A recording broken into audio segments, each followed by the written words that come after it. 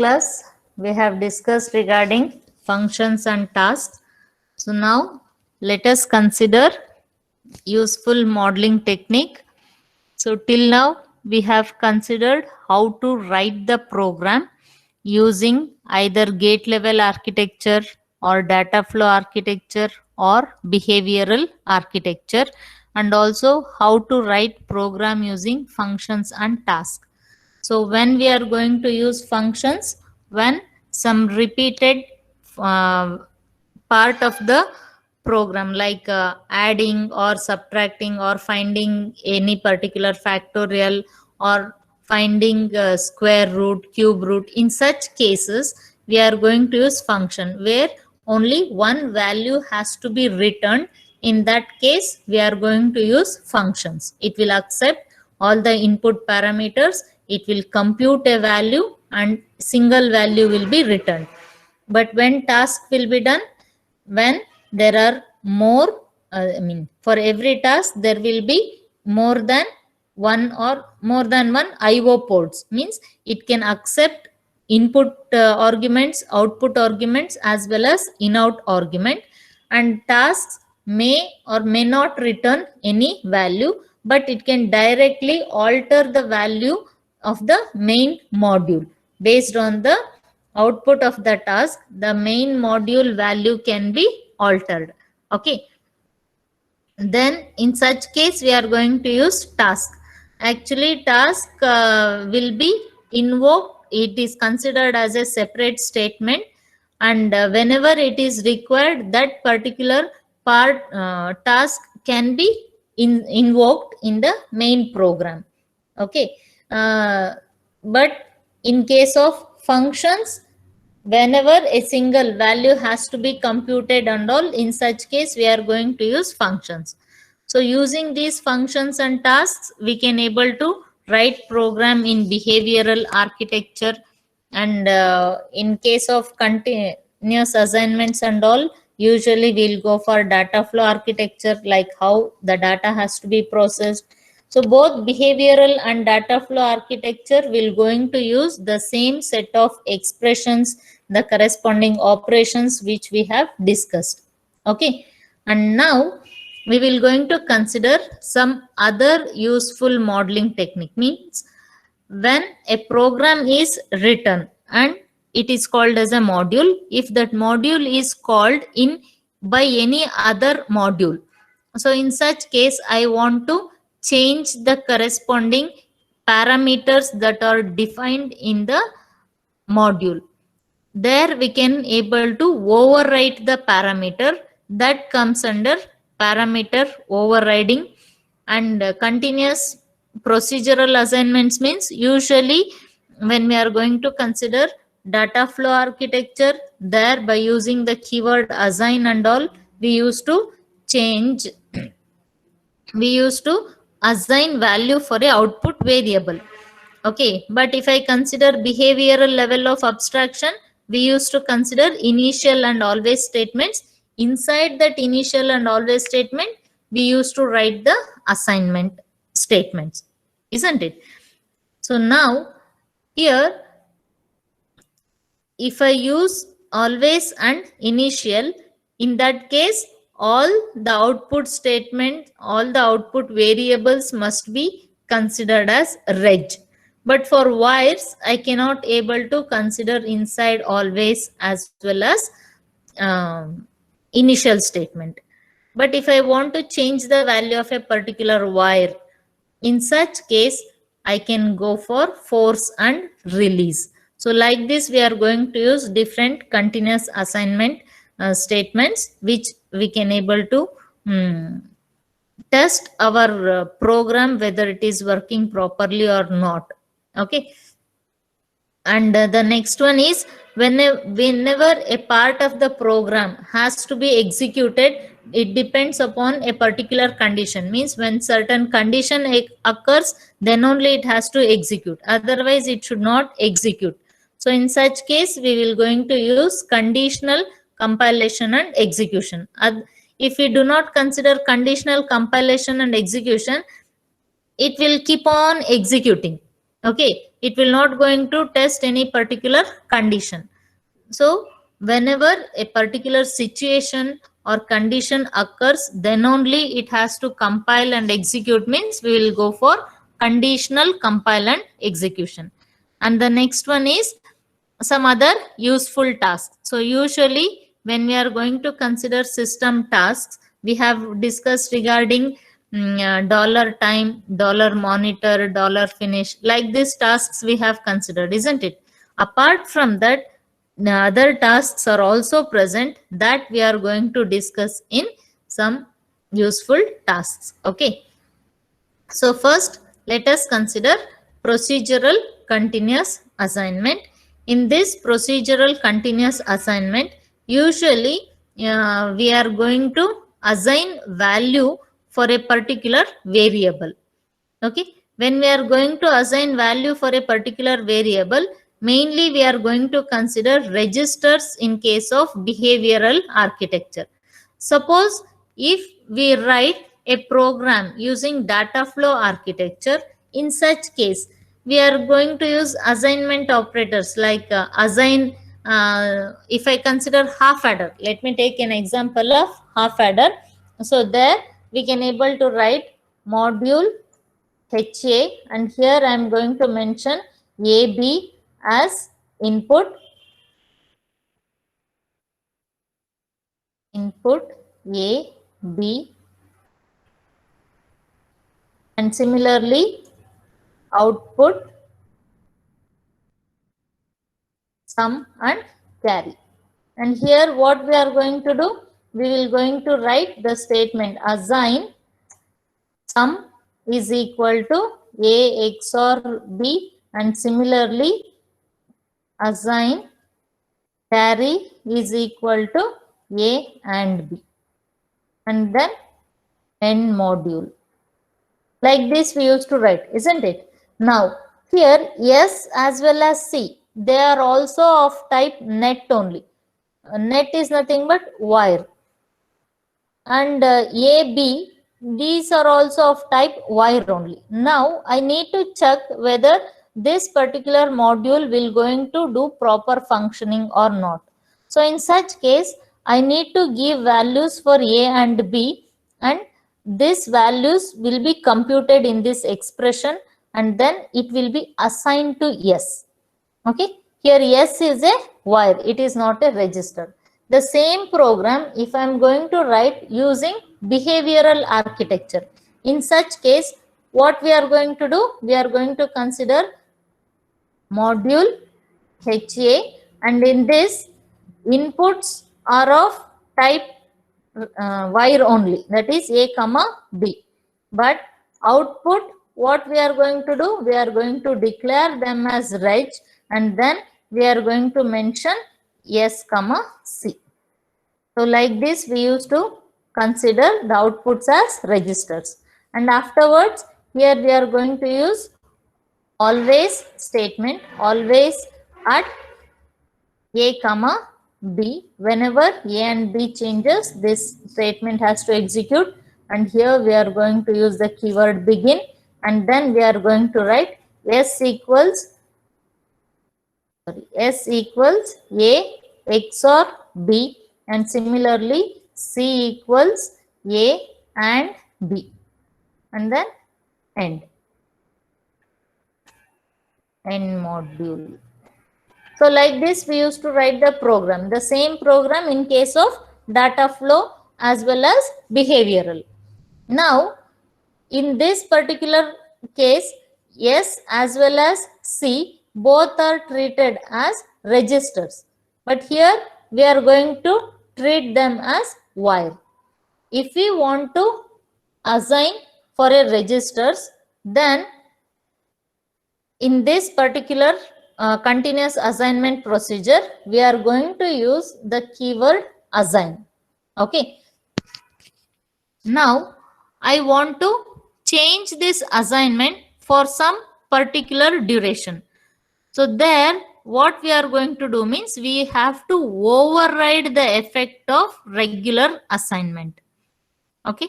So this we have written in terms of behavioral, and this we have written in terms of data flow. But here we are writing the assignment statement using a keyword assign, but here I have not written using a keyword assign.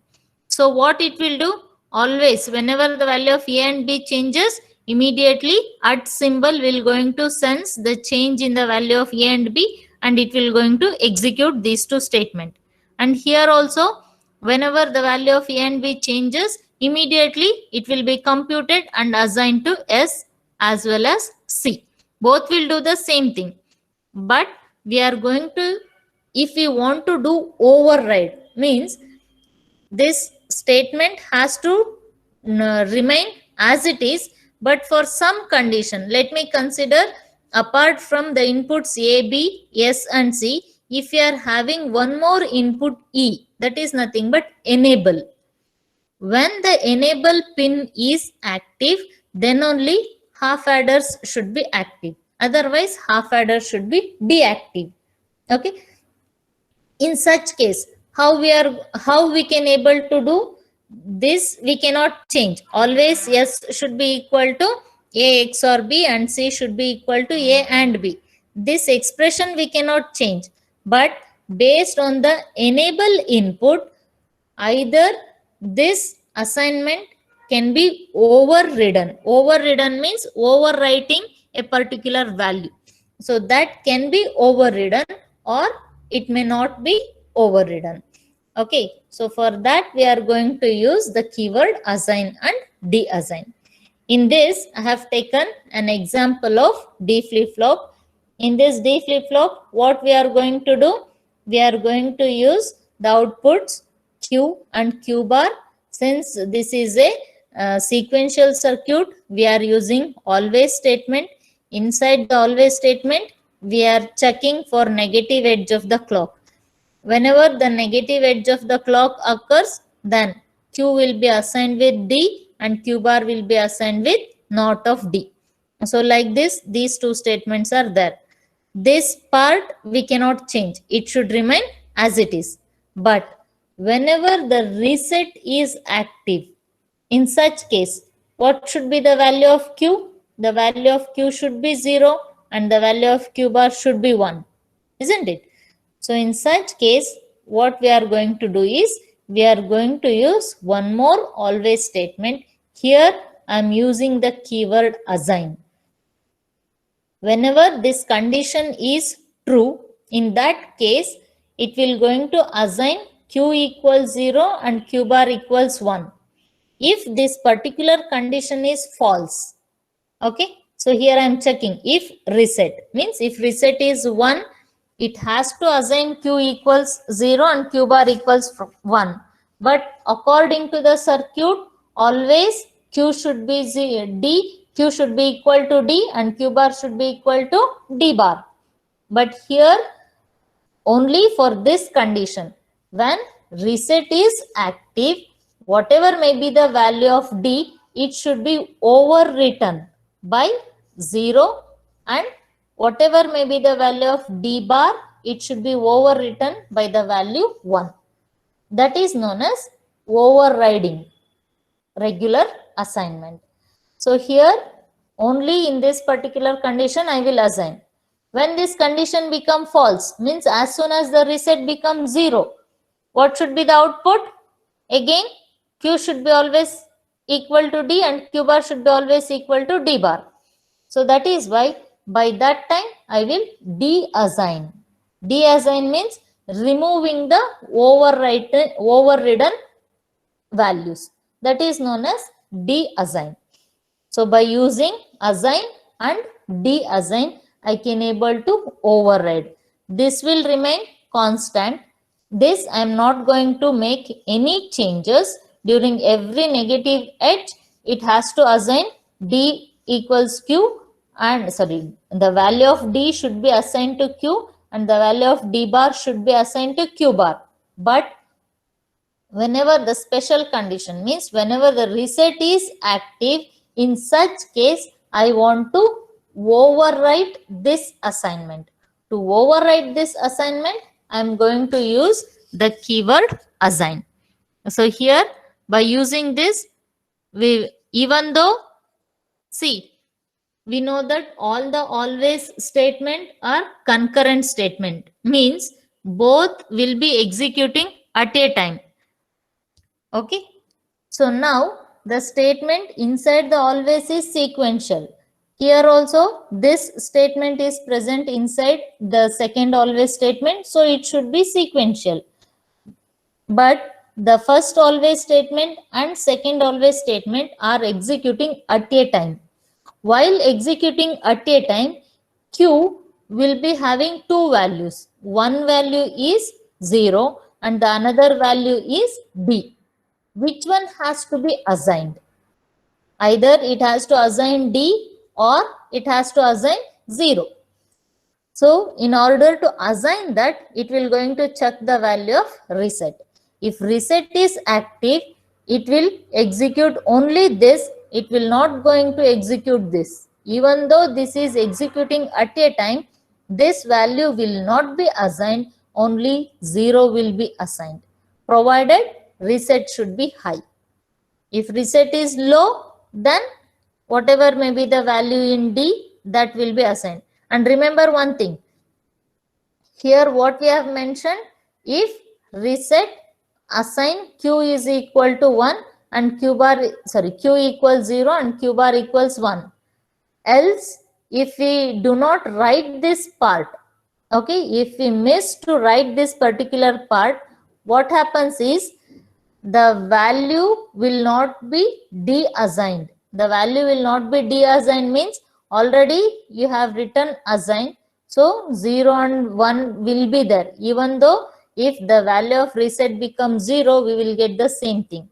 Now let us usually writing the keyword assign and de-assign is not used. It is considered as bad coding. Instead of that, we are going to consider force as well as release. It can work both on registers as well as net. Means both wires and registers values can be overwritten using the keyword force and release, provided these keywords must be used in stimulus. Okay, not in regular programming. We have to use this in stimulus. So that let us observe in an example.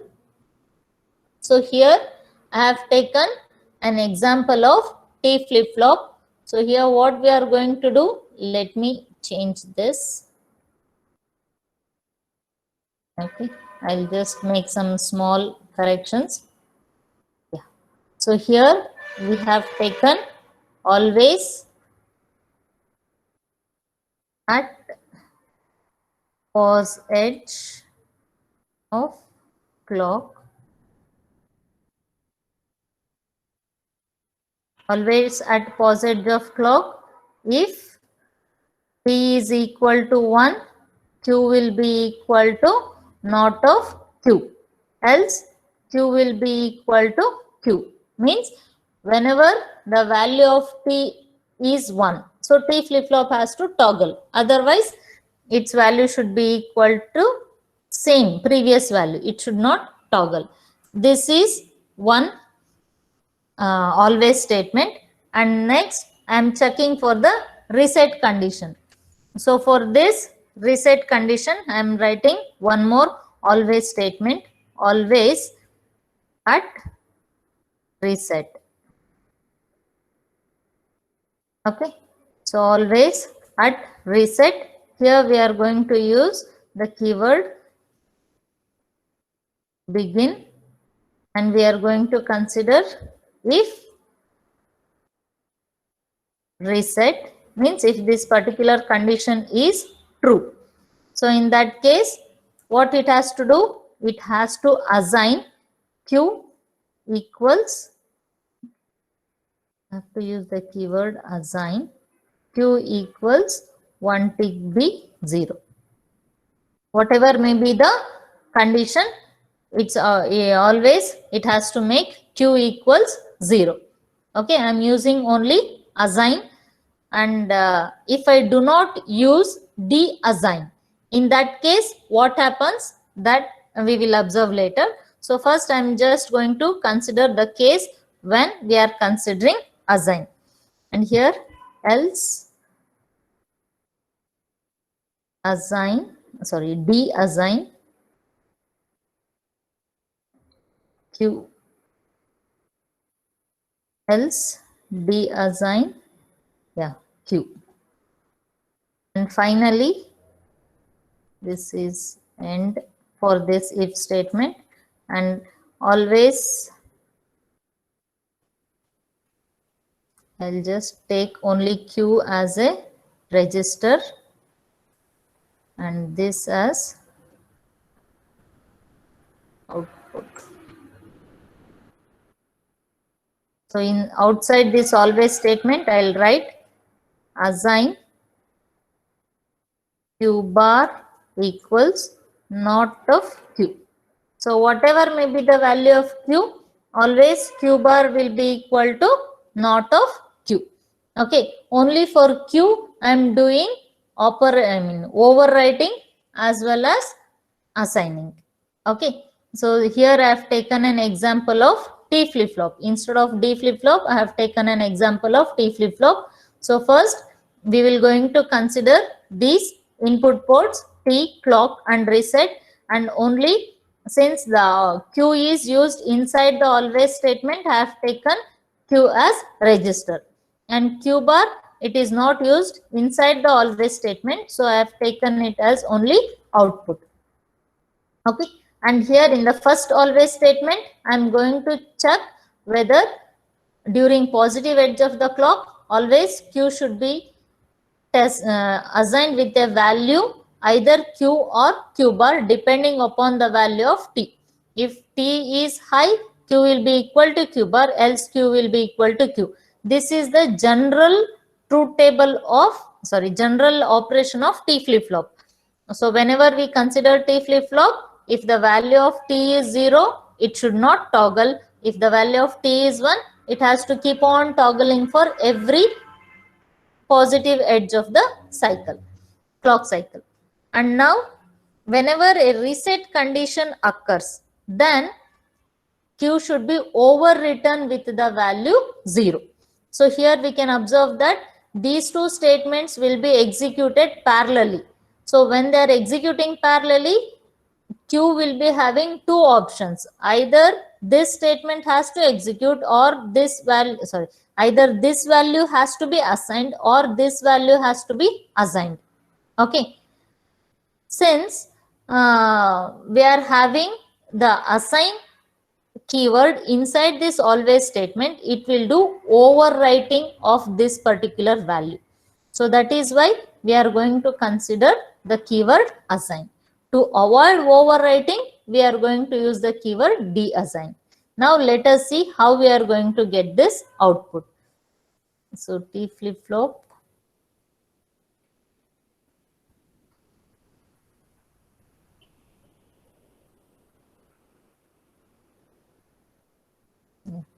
So here we can observe this. So first let me set T is equal to 1 and clock signal we are going to consider force clock. Here I think you can able to see the first, while assigning the clock in this Xilinx, we are going to consider force clock. So here you can see leading edge. Leading edge means after the edge, what should be the value? If I am considering positive edge means after the edge, the value should be equal to 1. And trailing edge means before the edge, the value should be equal to 0. Then only we are going to get positive edge. If you want positive edge, after the edge, value should be 1 and before it should be 0. For negative edge, what we have to do? After the edge, the value should be 0 and before the edge, value should be 1. Since I am considering pos edge, I am going to give leasing edge value as 1 and trailing edge value as 0. And next, I am going to tell for what is the period of one particular clock cycle. That is nothing but 1 for microsecond. I use the value as US. Here U represents micro, S represents second. So for 1 microsecond clock duration, we are generating the clock frequency. And now here, let us assume that we have not yet set the value of reset, and I'll execute this. So what we can able to see the value, even though the positive edge of the clock has occurred, the output Q is equal to unknown. Why the output Q is equal to unknown? In our main program, we have mentioned that Q will be equal to Q bar, but we don't know what is the initial value of Q, isn't it? So that is why if an unknown is negated, again the result will be unknown. So that is why we are not getting the proper output. So now what I am going to do is, I will going to change the value of reset. So for reset, again force constant, I'll make reset as active. When reset is high, so now we can able to observe that when the value of reset is high, here Q is equal to 0 and Q bar is equal to 1. Okay. Now I will make the value of reset as 0. Okay.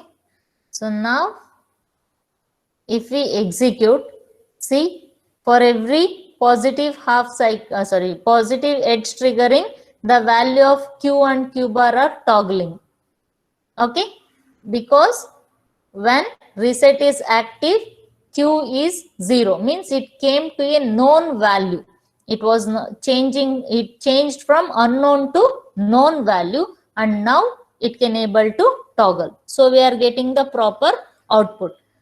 Now let me consider that if we do not use de-assign, what happens? So I'll just comment this.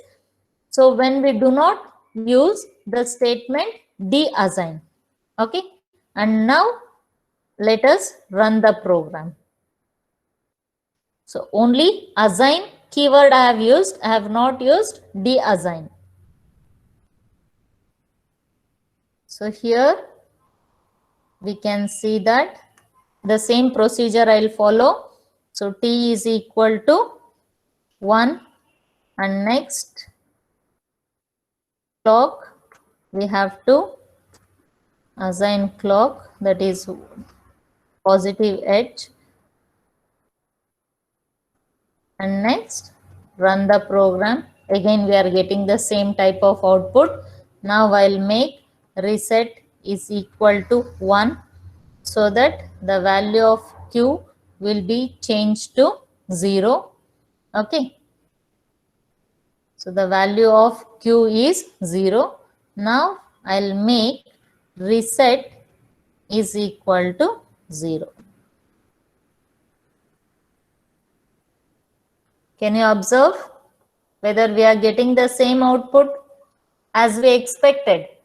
When the reset is 0, the output has to toggle because T is equal to 1. According to the program, here what we have done is, if reset is active, then only it has to assign. Otherwise, if reset is not active, it has to do this job, isn't it? But still, whatever the assignment I have written, means whatever the value that has been overwritten, it is not removed. So that is why, even though if reset is 0, I have not de-assigned, that is why we are not getting the proper output. Okay. So here in the second always statement, we have to mention when the overwriting has to be done, and when the condition become false, we have to de-assign. If we do not de-assign, then it will not, we are not going to get the proper output. In order to get the proper output, we have to de-assign. So when we de-assign, it will come back to this state. If we assign, it will do this, otherwise it will come back to this. Okay, this is considered as overwriting of a num value. So in order to overwrite, we are going to use the keyword assign.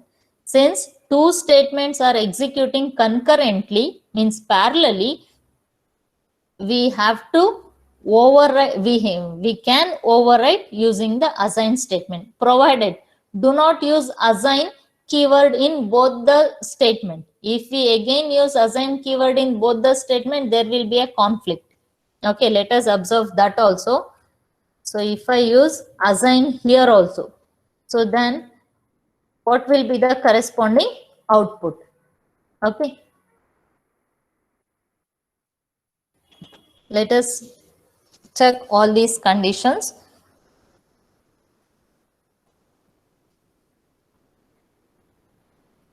So now I'll give initially, I'll set t is equal to 1, and now I'll set clock for positive edge triggering 1 0 and 1 US, and now run. We are getting x, so let me make r is equal to 0, sorry, 1, and run. So here we are getting, since reset is high, it has been overwritten, and now I'll make reset is equal to 0. So it is toggling. So 1 minute, we are getting this output assign. Yeah. So now let me remove this deassign. So in that case, what will be the output?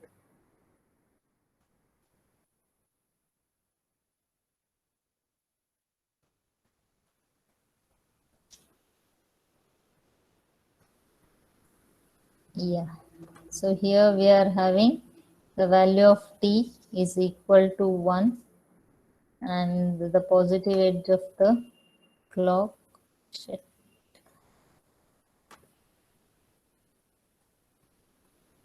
1 0 1 US.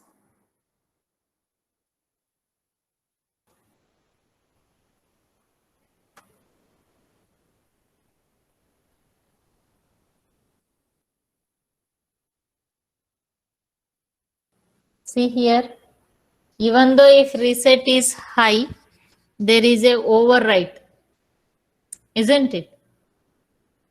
So when reset is high, actually q should be equal to 0 and q bar should be equal to 1. There must be no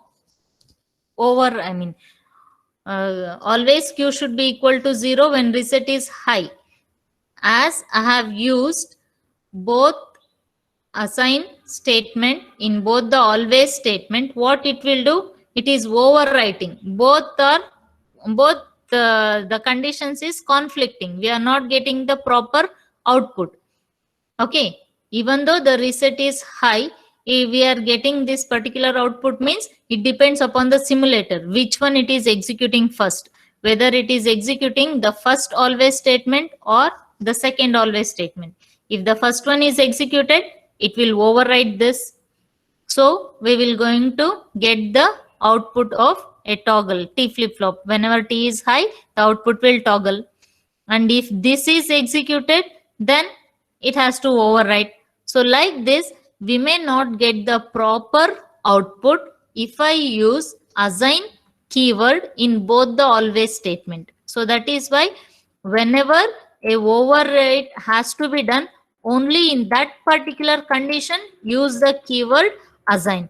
Otherwise, do not use the keyword assign.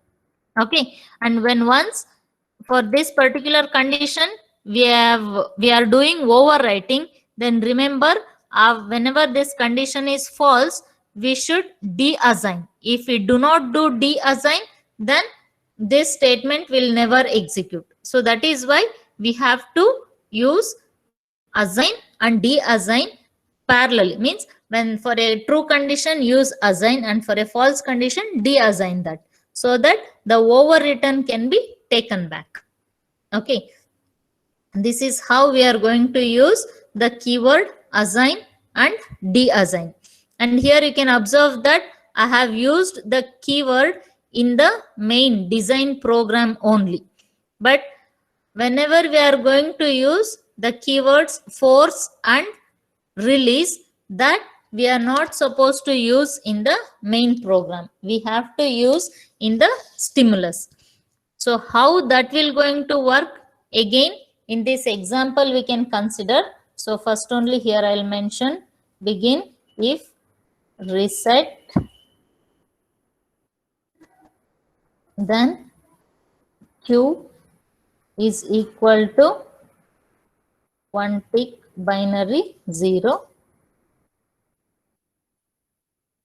Here I'm going to consider else if.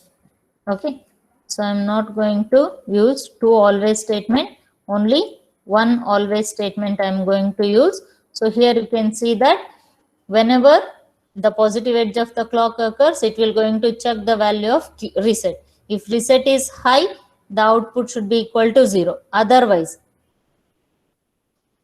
it has to check whether T is high. If the T input is high, output should be toggling. Otherwise, it has to remain as it is. This is how we have written the program for T flip-flop. And here I have not used the keyword assign as well as deassign.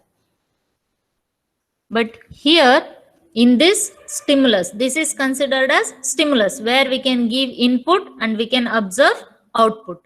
So here what I am going to do, I am going to give the value for T, that is nothing, Here we are using, you can observe that I am using the particular part, that is force constant.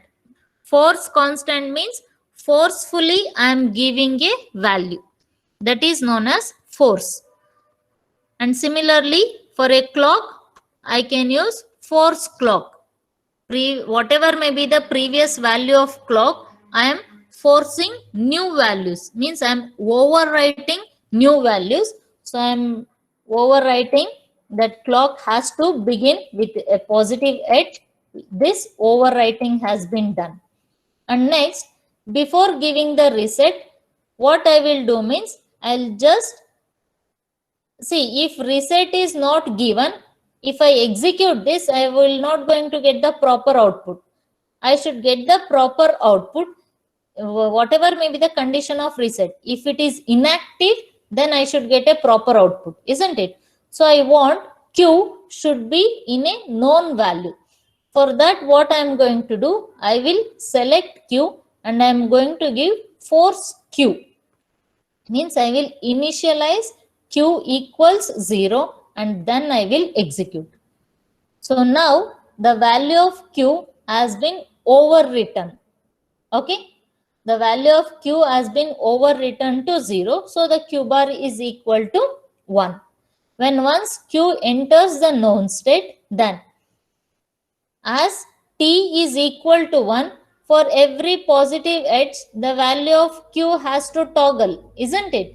But we are not getting the toggling state because I have done overwriting of the Q value by using the keyword force.